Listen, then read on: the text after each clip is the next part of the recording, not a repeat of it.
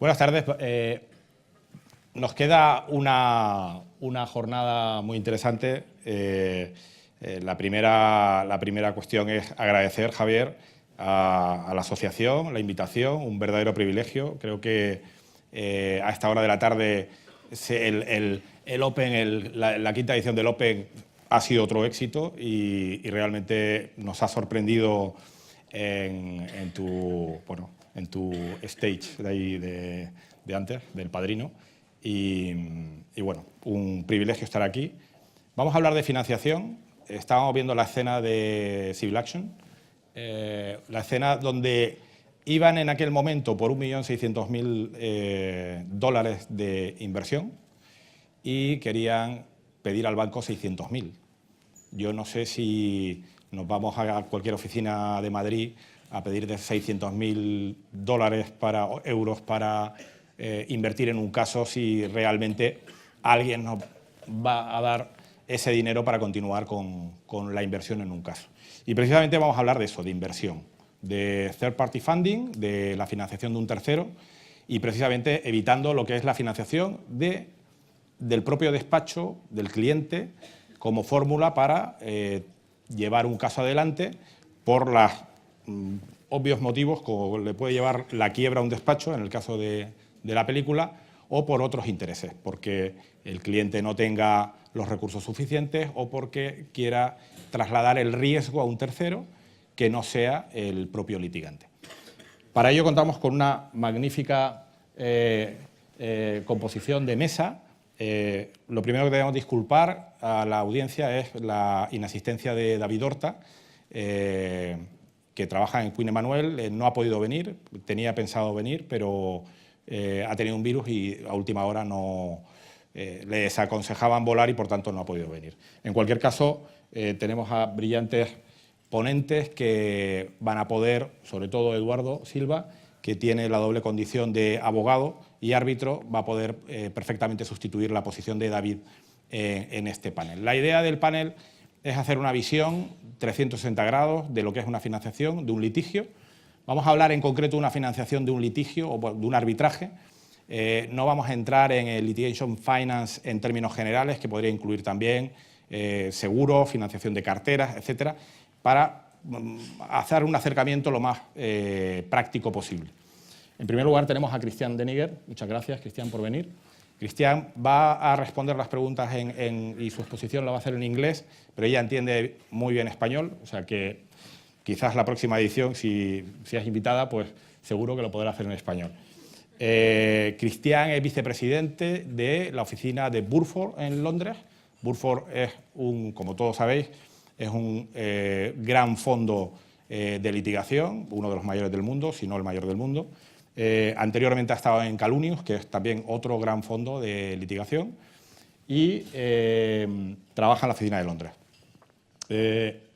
A su izquierda tenemos a Eduardo Silva. Eduardo es socio y codirector de la práctica global de Decker, radicado en París, pero la práctica global mundial del bufete.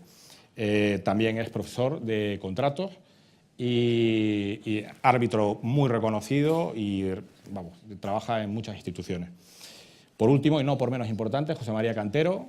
José María es consejero de Iberis Capital y de una gestora de capital riesgo.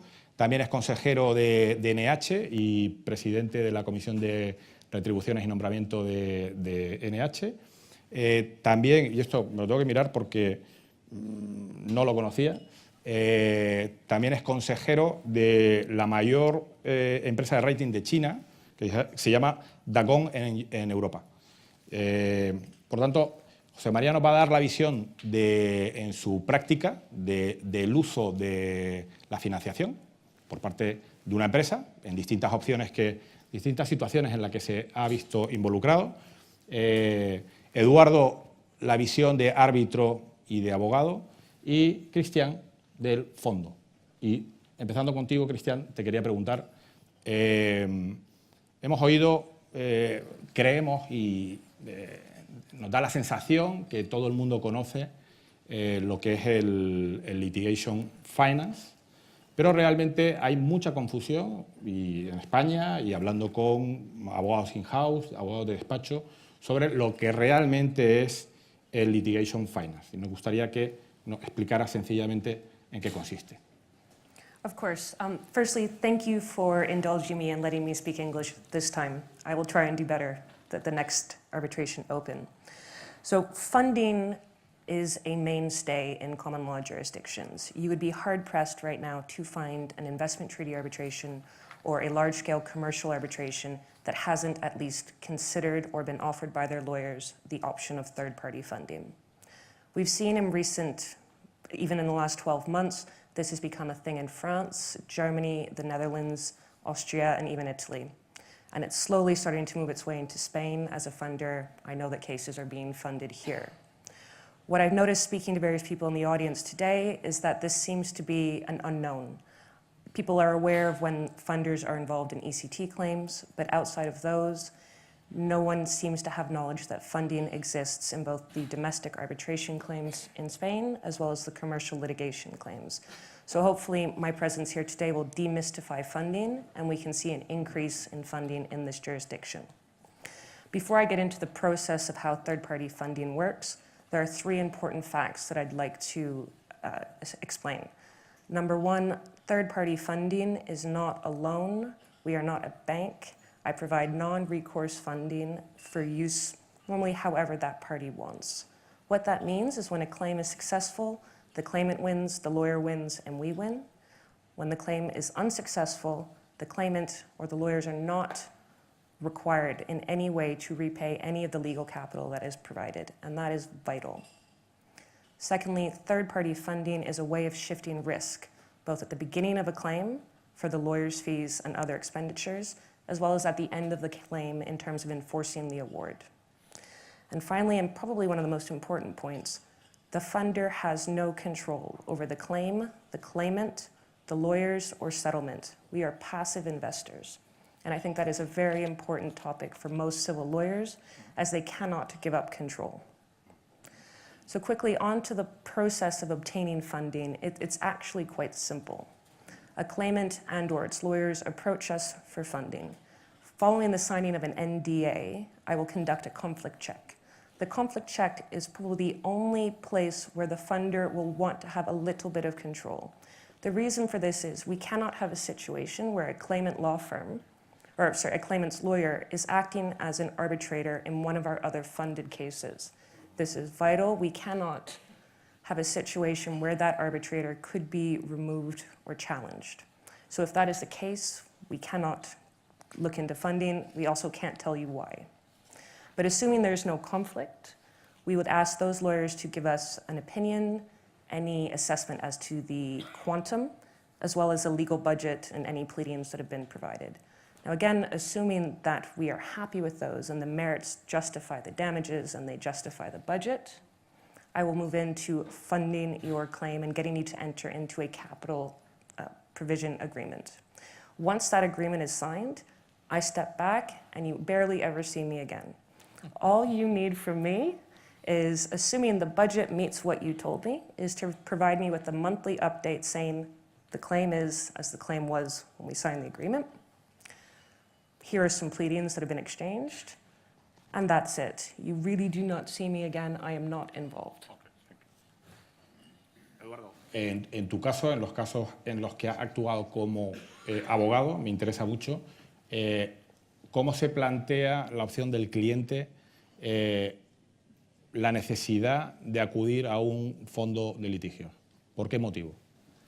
Sí, yo pensaría, César, que las dos hipótesis en las que los clientes necesitan financiación son las siguientes. Primero, cuando el cliente tiene un problema de liquidez.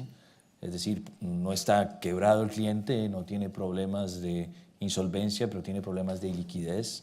Tiene muchos créditos que no han sido cumplidos en un momento dado, por ejemplo, y en esa situación pues necesita financiación para llevar a cabo un arbitraje. Esa es la primera situación que yo en mi práctica profesional he visto. La segunda es quizás la hipótesis de lo que podríamos llamar ya clientes más sofisticados, que se ve mucho más en las jurisdicciones anglosajones de common law, que tienen una estrategia de diversificación del riesgo. Y allí dicen, bueno, tenemos 6 casos, no queremos poner el dinero en estos casos, sino en otro proyecto, y hablemos con Buffer Capital para ver si con este portafolio de casos les interesa ayudarnos acá y de alguna manera ganamos liquidez para este proyecto y no ponemos la plata en el arbitraje. Y en tu experiencia, la posición del abogado en ese momento, o sea, ¿cómo percibes al fondo? ¿Percibes al fondo bueno, como un oportunista en un momento determinado? ¿Lo percibes como una herramienta útil para el cliente? O sea, ¿cuál es tu visión como abogado? ¿Tienes miedo de que vaya a controlar el pleito, vaya a darte instrucciones? O sea, ¿cómo percibes tú cuando se crea la necesidad de obtener financiación? Sí, déjame responderte primero desde un punto de vista muy práctico y después hacer una consideración, si se quiere, más filosófica sobre este tema de los financistas. Desde el punto de vista práctico, yo pienso que tener a un financista en un caso es el sueño de cualquier abogado. No hay nada más complicado, más problemático que tener que discutir sobre honorarios con los clientes. Todos sabemos las presiones que existen hoy día en las negociaciones de honorarios con los clientes. Los clientes quieren que haya techos de facturación, eso es complicado en ciertas firmas. Entonces, cuando tienes al financista, esa discusión desaparece, porque con el financista simplemente se hacen unos cálculos, solamente en circunstancias extraordinarias se modifica el cálculo, pero hay, pienso yo, más flexibilidad y es una discusión más fácil cuando es con el fondo. De tal manera que como abogado, siempre cuando hemos visto que hay la posibilidad de una financiación, siempre lo vemos con muy buenos ojos, dejando de lado obviamente el tema de acceso a la justicia. Hay ciertas compañías que sin la financiación simplemente no podrían acceder a la justicia arbitral. Ahora, mi respuesta desde un punto de vista más abstracto es que siempre me ha llamado la atención y viene de tu palabra oportunismo. Un poco un juicio de valor que se ve en las jurisdicciones civilistas de derecho romano-germánico sobre los financistas, que podríamos llamar, no encontré película, Javier, pero bueno, hay un libro que es Crimen y Castigo, debe haber película igual, que es digamos, la paradoja de Raskolnikov. Ustedes recuerdan que Raskolnikov asesina a la vieja usurera que le había prestado dinero con tasas de interés muy elevadas, ¿no es cierto?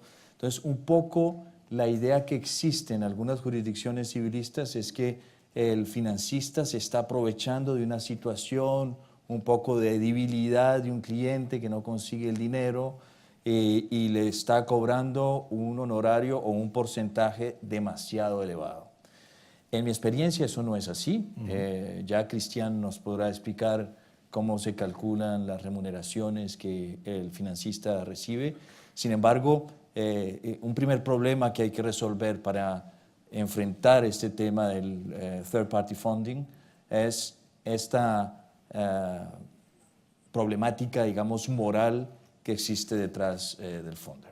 Una vez sobrepasamos ese problema, ya podemos entrar en los detalles y ver las grandes ventajas que eso supone. Muy bien. José María, en los casos que tú conoces, ¿qué es lo que te ha llevado a utilizar como herramienta el third party funding?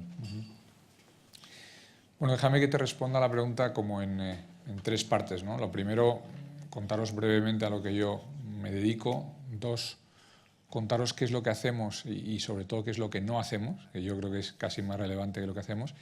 Y 3, un poco, pues, qué es lo que nos ha llevado con ello al third party funding.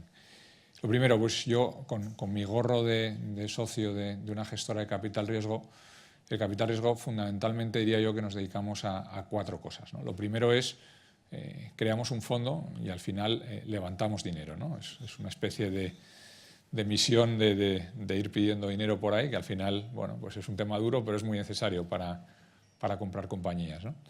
Lo segundo, pues nos dedicamos a, una vez que estamos dentro de una compañía nos dedicamos a gestionarla con las cosas que nosotros como gestora de capital riesgo sabemos.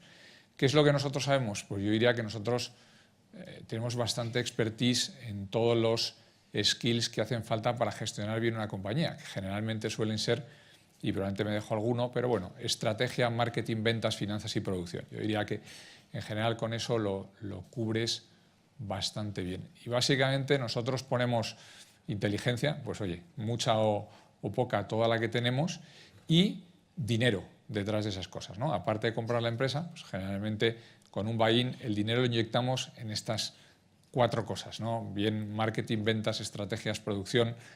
Las finanzas suelen ir, o el dinero suele ir a que esto vaya mejor, ¿no?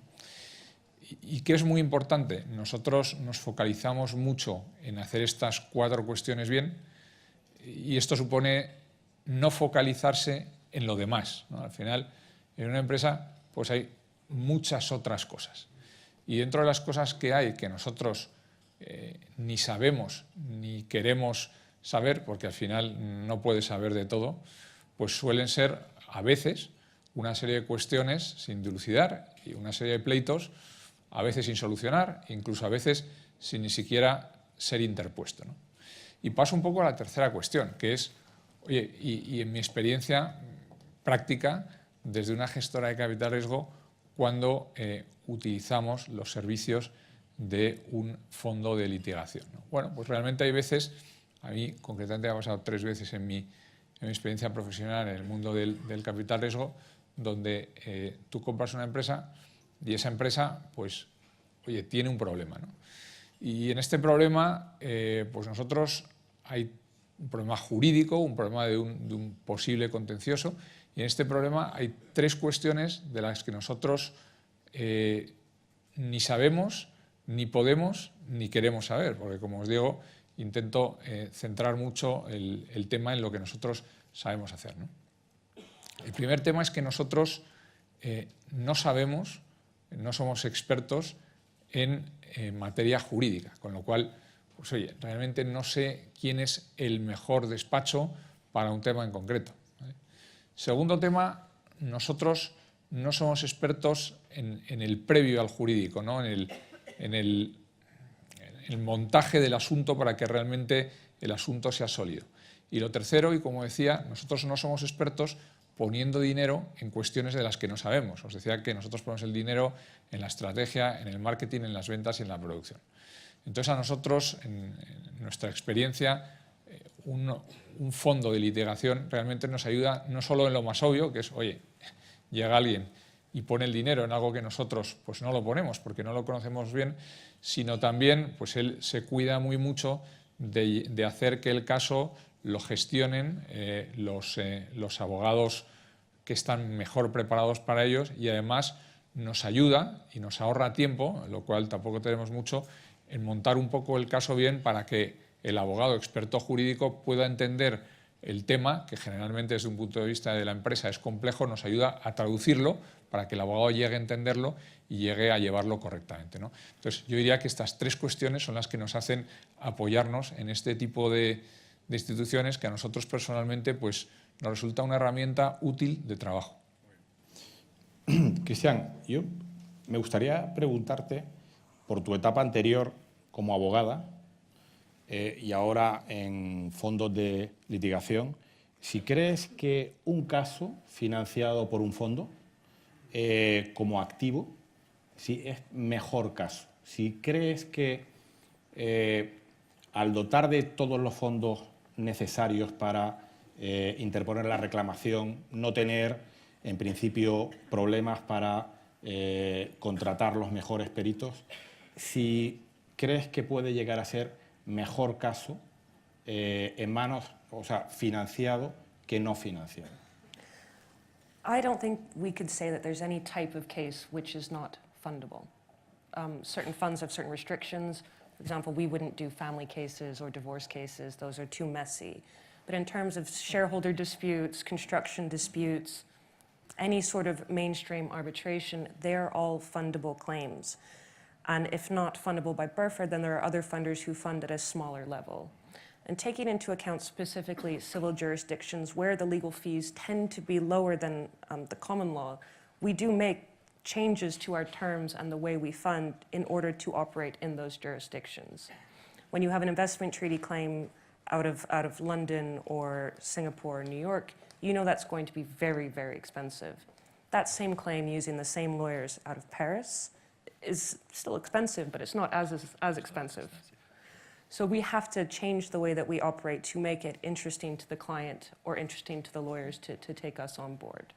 What works in the States doesn't work in Europe. Eduardo, me interesa mucho, antes estabas hablando del concepto del financista, del financiador, casi la moralidad sobre la financiación, el aprovechamiento, etc. Pero yo creo que sí que hay un punto importante y lo hemos tratado en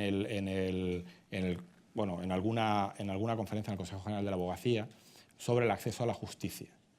En términos, también has hablado de las compañías que no eligen financiar o no financiar, sino las insolvencias que necesitan la financiación porque si no, no pueden interponer una reclamación. En esos términos, el acceso a la justicia, me gustaría que nos dieras tu opinión, ya has avanzado un poco, si realmente crees que en el futuro el litigation funding, finance, puede ayudar efectivamente a que se introduzcan, se planteen reclamaciones de gente que si no, no podría. Y sobre todo en el arbitraje, que tiene un poco el mito, se ha dicho hoy, pero a veces la realidad, de tener una barrera de entrada importante. Sí, ya lo he dicho, para mí no hay ninguna duda de que los funders permiten y van a seguir permitiendo en el futuro el acceso a la justicia. Hay dos puntos quizás que vale la pena precisar. El primero, el de la supuesta moralidad del negocio, ¿no? Hemos visto jurisdicciones donde la financiación ha sido prohibida y después ha sido necesario que el legislador la admita. Recientemente lo vimos, por ejemplo, en Singapur, que es una jurisdicción muy importante para el arbitraje internacional, donde este tipo de negocio en un primer momento no era aceptado, ahora es aceptable. Entonces se ve que hay una tendencia del legislador a quizás volverse un poco más pragmático, precisamente para dar acceso a la justicia. Si ustedes observan lo que llamaríamos nosotros en Colombia la exposición de motivos de esa ley en Singapur, dice que uno de los fundamentos para aceptar la financiación es el acceso a la justicia. Un segundo punto que me ha llamado mucho la atención, y tanto que hemos hablado incluso hoy sobre lo que está pasando en Europa sobre el arbitraje de inversión. Hay una decisión reciente de la Corte de Justicia Europea sobre la compatibilidad del CETA con el derecho de la Unión Europea. El CETA es el acuerdo entre la Unión Europea y Canadá, que tiene un mecanismo súper complejo, engorroso, de arbitraje temporal que se espera que en un día se convierta en una Corte Internacional de Inversiones. Vayan a saber cómo, en fin, sabemos lo que está detrás. Sin embargo, en la decisión de la Corte de Justicia Europea, y eso es muy interesante para los funders, hay un par de párrafos que dice va a ser muy importante asegurarse de que las pequeñas y medianas empresas que invierten en Canadá, a partir de Europa, puedan tener acceso a la justicia. Y hay un par de frases que parecen dejar entrever que Europa estaría muy abierta a una actividad mucho más intensa y dinámica de los funders. Lo que me llamó la atención, ¿no? En un mundo donde el arbitraje está en vía de desaparición, que es el arbitraje de inversión en el marco de la Unión Europea, los funders están bienvenidos. Muy bien. José María, en tu caso, el hecho de contar con un third party funding fue clave para interponer la reclamación. Si no, te preciso, si no hubieras podido tener un financiador, ¿se hubiera interpuesto esa reclamación? Pues yo te diría que muy probablemente no lo hubiéramos hecho, ¿no? Nosotros un poco retomando lo que decía anteriormente, ¿no? O sea, nosotros hay tres cosas que nos faltan en el mundo jurídico, que son tiempo, dinero y expertise. Entonces, fíjate, yo te diría que quizás la más relevante de todas es el tiempo. O sea, realmente cuando nosotros compramos una compañía, un poco por la política de inversión y desinversión de las sociedades de capital riesgo, nosotros intentamos estar entre 3 y 7 años. Generalmente intentamos multiplicar el valor por 3, por lo menos es nuestro objetivo en el tipo de fondos que yo gestiono, donde entramos en compañías que generalmente son positivas en EBITDA y con una deuda razonable, pero no muy alta, ¿no? Entonces, tenemos tantas cosas que hacer que nosotros no nos podríamos ocupar de un tema así que requiere mucho tiempo. Y de algo de lo que no nos podemos ocupar, pues lógicamente no invertimos dinero detrás. Entonces, nosotros los acuerdos a los que hemos llegado con las entidades que al final nos ayudan al funding de estos proyectos es que ellos ponen todo el dinero, toda la financiación, de manera que nosotros, pues evidentemente, nuestro riesgo pues, se minimiza en dinero hasta no tener ningún riesgo, ¿no? Pero es que además, en lo que llevamos de proceso, porque es un proceso vivo y que está ahí, con lo cual tampoco voy a entrar mucho en el nitty-gritty del tema, pero realmente nos ha llevado tiempo. O sea, mentiría si os dijera que le das esto a un fondo y te olvidas, ¿no? Y yo creo que le tienes que dedicar tiempo, porque desde dentro de la compañía ayudas claramente a preparar el caso, pero desde luego yo diría que nos ha llevado, por ponerlo esto en porcentajes, una quinta parte del tiempo que nos hubiera llevado si lo tuviéramos que haber hecho directamente con un despacho de abogados, ¿no? Entonces, volviendo al principio, yo te diría que sin duda en este tema en el que ahora mismo estamos inmersos, pues si no hubiera habido la presencia del fondo, este caso pues nunca se hubiera llegado a término. Cristian, José María ha hablado de el múltiplo de la inversión por 3 como fondo de capital. A mí me gustaría que nos dijeras un poco, como inversión, que es una inversión de capital, qué múltiplo utilizáis para rentabilizar la inversión y también qué múltiplo utilizáis para el modelo. The multiple or percentage that a funder would want back on its investment is very much dependent on a case-by-case basis. If the damages anticipated are very high, we can't have a percentage of, say, 30%. That would be unacceptable to a claimant, frankly. So we might have a multiple of, you know, putting my finger in the air, 2 times the investment plus a percentage of proceeds that are realized. And I say realized proceeds because it's any monies that the funder gets back are based on proceeds actually obtained as opposed to proceeds that are awarded. Because as every lawyer knows, not all claims are fully realized all the time. So it would very much depend on duration, on risk of the investment, where those assets are located. So it's unfortunately very difficult to give you a real proper answer to that question. Ok. Eduardo, ya lo has dicho un poco, desde la perspectiva del abogado, la tranquilidad que da el hecho de que el cliente cuente con una financiación y que, por tanto, y que el fondo se va a encargar de pagar los fees de los abogados, etcétera. Pero en relación con tu posición de árbitro, sí me gustaría que nos dieras qué valoración, qué percepción tienes desde ese punto de vista también de los economics de la financiación, cuando conoces que hay una financiación detrás de una de las partes. Luego hablaremos del tema de disclosure, pero en este tema, ¿cómo lo ves el tema de la garantía de que el arbitraje no se va a parar, de que no se va a suspender? Sí, yo creo que como árbitro quizás las dos preocupaciones o los dos temas que surgen, uno que surge en cualquier tipo de arbitraje, que sea comercial o de inversiones, y otro que solo surge en de inversiones son los siguientes. El primero es el tema de qué pasa si la demandante que está siendo financiada pierde el caso. Y esta es una preocupación que no es primero la preocupación del árbitro, sino va a ser la preocupación de la parte demandada, que probablemente va a enviarle una carta al tribunal diciendo queremos saber quién es el funder, que eso es importante para conflicto de intereses, pero queremos también pedirle al tribunal una security for cost o causio solvi para asegurarnos que si nosotros, la demandada, ganamos el caso, se nos van a pagar las costas.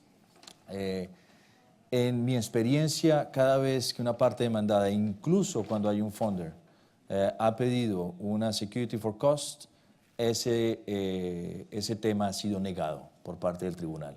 ¿Por qué? Porque existe una preocupación mayor, mucho más importante en todo ordenamiento jurídico, que es el tema del acceso a la justicia. Con una excepción, que son unos casos relativamente famosos, los casos RSM, simplemente porque, digámoslo abiertamente, RSM es una empresa que no tiene una muy buena reputación en el mercado. Por eso es que los han condenado a constituir una security for cost. Sin embargo, hay unos funders, y yo no sé si es el caso de Burford, Cristian, pero los funders ahora están diciendo que también se pueden comprometer a decirle al tribunal, a través de la demandante, que también pagan, si pierden, pagan los costos de la otra parte. Y claro, si el funder lo dice así, pues ya el problema del security for cost desaparece. El otro tema que surge solamente en el arbitraje de inversiones es, a mi modo de ver, producto de una gran confusión. Y es, por lo general, quien está siendo financiado es el demandante inversionista, empieza el arbitraje contra un Estado receptor de la inversión, el Estado receptor de la inversión pregunta si hay un funder, se dice sí hay un funder, es Burford, y después quieren conocer los términos del acuerdo de financiación. Y allí los tribunales son muy reacios a decir que se produzca ese acuerdo. Ahora, ¿por qué se pide ese acuerdo? Porque los estados tienen la impresión de que puede haber un tema jurisdiccional. Me explico. Que el demandante inversionista puede todavía tener un interés en el reclamo, que puede ser del 70%, digamos, pero que hay un nuevo inversionista, que es el fondo, que no tiene la nacionalidad del tratado respectivo, que tiene el 30%. Entonces, potencialmente lo que piensan los estados es que se puede hacer un argumento según el cual el 30% del reclamo tiene que salir del arbitraje porque le pertenece a un nacional inglés y no a un nacional español, que es la nacionalidad del tratado pertinente. Yo siempre he visto ese planteamiento como una confusión, porque el financista no es un inversionista. Hay que regresar al origen de la palabra inversión, al origen de la palabra inversionista, entenderlo, y rápidamente se entiende que el financista no lo es. De tal manera que el financista solamente está dando un dinero para que se haga la claim, pero el inversionista por el 100% sigue siendo el demandante. However, if I might respond, disclosure of the funding agreement when so required by a tribunal is not in itself a problem. We've done it. The one thing we won't provide is the terms. The reason we won't provide the terms is there is a misconception that, or perhaps truth, based on the percentage or multiple amount the respondent can figure out how risky we think a claim is. And it is none of the respondent's business how risky we think a claim is. It doesn't affect anything. And as for security for costs, once again, Burford will pay security for costs if ordered.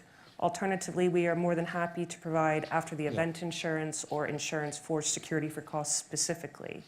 So this is all something that we are willing to do. We are more than happy to disclose our involvement in funding, whether it be Singapore, London, or Spain, because we stand behind our investments and we trust our due diligence. So. Bien, Last Event es un poco más complicado, pero insurance, pero sí me gustaría, si podrías, Cristian, hablar del caso típico, en términos de el mínimo de inversión, ¿no? El mínimo de reclamación, qué temas son los que realmente son más interesantes para el fondo, los que Yeah. son más fáciles de financiar, los temas que realmente nunca financiáis. ¿Eh? O sea, un poco el caso típico a financiar Yeah. en cualquier Examples. of course. arbitraje. So, as a rule, we do not invest less than 2 million euros in a claim because there's a lot of work on my side to get the investment done.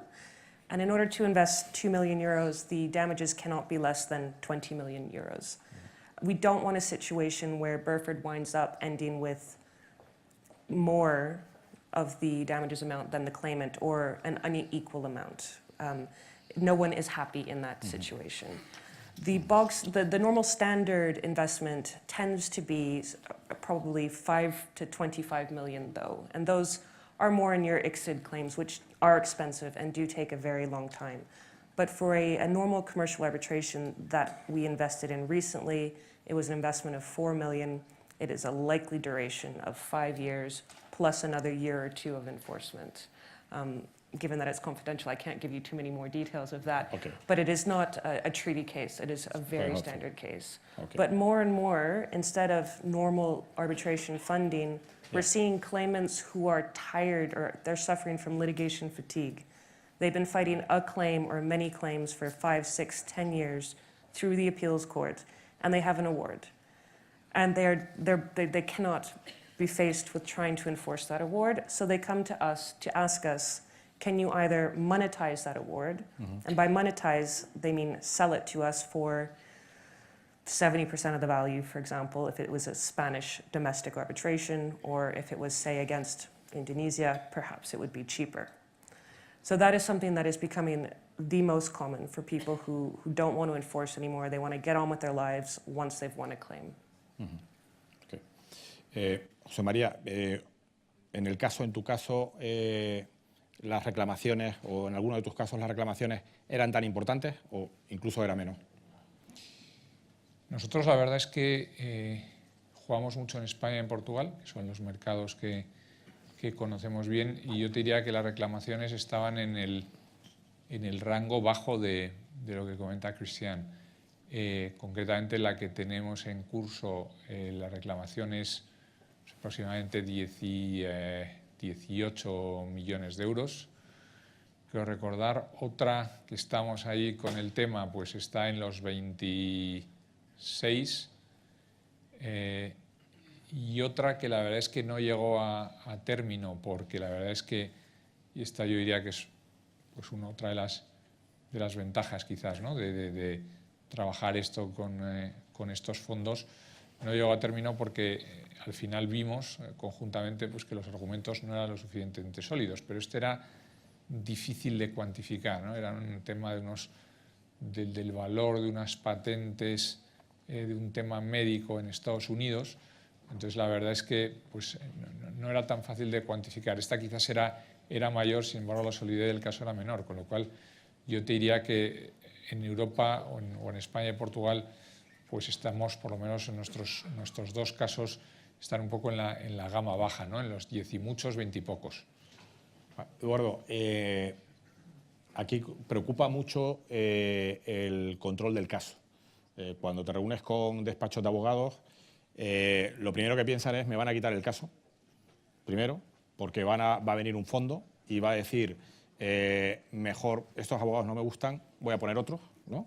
Y si me quedo con los que tengo, voy a controlar y voy a decirle si este escrito me gusta, si esta actuación me gusta.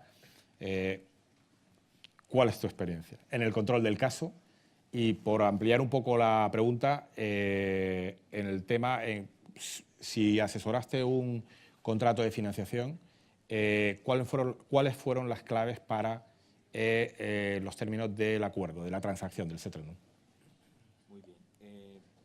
Lo primero es, yo no he estado en una situación donde los abogados pierdan el control del caso. En realidad, lo que describió Cristian es lo que yo he vivido en mi experiencia. Lo que sí hay que decir, y yo creo que Cristian lo puede corroborar, es que una de las variables que el fondo va a analizar antes de decidir si financia o no el caso es quiénes son los abogados. Yo no he visto que recomienden, bueno, financiamos pero cambian abogados, no lo he visto, pero es una de las variables importantes. ¿Quiénes son los abogados del caso? Obviamente es un tema. Ahora, preguntabas también No, sobre... el tema del settlement, el control del caso, Sí. o sea, en el acuerdo de financiación es las dos cuestiones importantes. ¿Quién lleva el caso? Si lo lleva el cliente realmente. Aquí estamos siempre con el Código de Buenas Prácticas de Inglaterra y Gales. No controlamos el caso en Inglaterra y Gales, en otras jurisdicciones puede ser.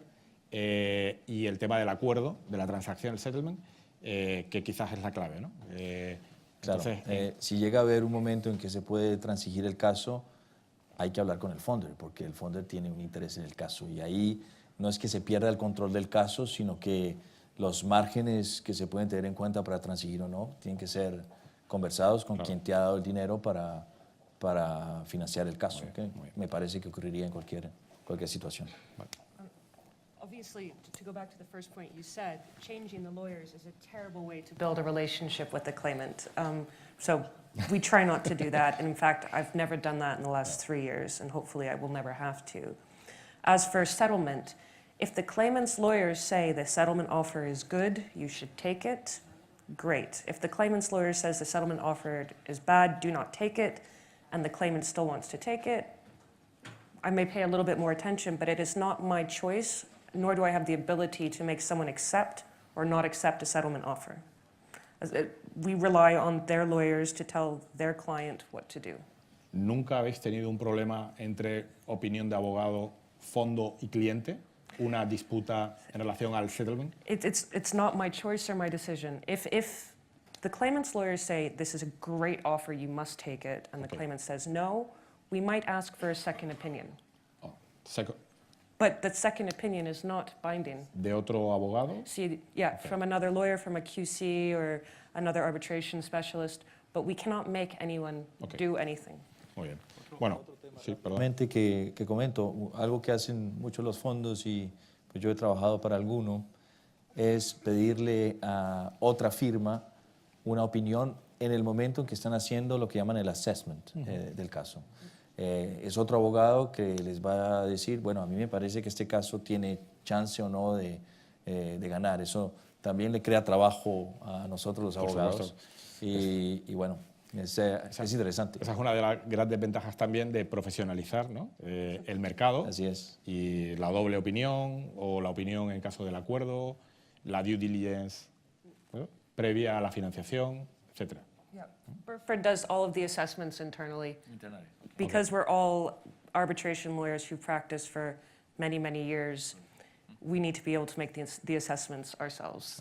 If it was on a discrete point of tax law or something that wouldn't necessarily come up in my day-to-day, I might find a lawyer, but we trust the claimant's lawyers to do a good job. Bueno, ya no tenemos más tiempo. No sé si hay alguna pregunta del público. Ahí hay una, ¿sí?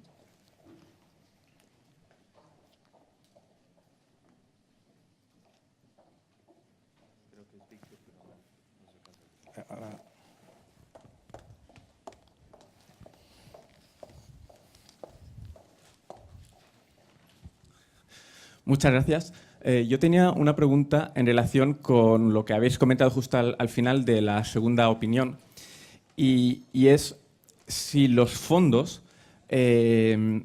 cobran algo para el estudio del expediente, porque a veces el cliente, cuando obtiene la primera evaluación del abogado, pues no sabe muy bien si ir adelante o no, y entonces digo, bueno, voy a ver si un fondo me financiaría esto, porque si el fondo me lo financia, pues eso podría apoyar que tuviera un caso mejor. Entonces existe esa... I'm going to switch to English.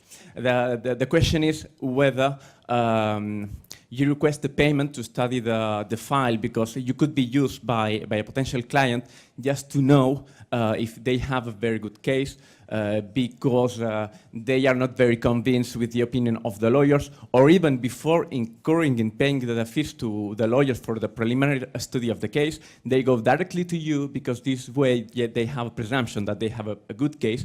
And even, that's the second part of my question, whether you've seen that a company has used third-party funding in the arbitration just to create the psychological element to the arbitrator. Okay, these guys have a third-party funder, so they may have a good case if they have a powerful case. Okay, so to answer your first question on getting the second opinion, as I said, Burford doesn't tend to do that. But if we were to do that, I will have entered into an agreement of some sort with you that says the cost of that second opinion or the cost of that assessment will be covered by you if you choose not to be funded by us. Mm-hmm. If we choose to fund you, then that was my cost and that goes away. Now, as for your second case, do people use funders as a way of intimidating the other party or the arbitrator? Well, funders are in the world of making money, so we tend to invest in cases that are good. If that means it intimidates the respondent or the arbitrators, then so be it. We are not providing funding to cases that we do not consider are likely to win or very likely to win. So the psychology of funding is great, but I want to make money, so I want a good claim. I think that covered it, no? Yeah, yes. Sí, yo creo que habría que dejar claro que es una inversión de capital y que eso es, son gente interesada en hacer dinero como un capital riesgo, como un hedge fund, y que simplemente el activo es una reclamación, un pleito, un arbitraje, y los fundamentos son absolutamente económicos, sin ningún interés, más allá de tener un retorno a la inversión, ¿no? ¿Alguna pregunta más? Pues no veo a nadie, ¿no? Bueno, pues si no hay ninguna pregunta más, muchísimas gracias a los tres. Creo que ha sido estupendo. O sea que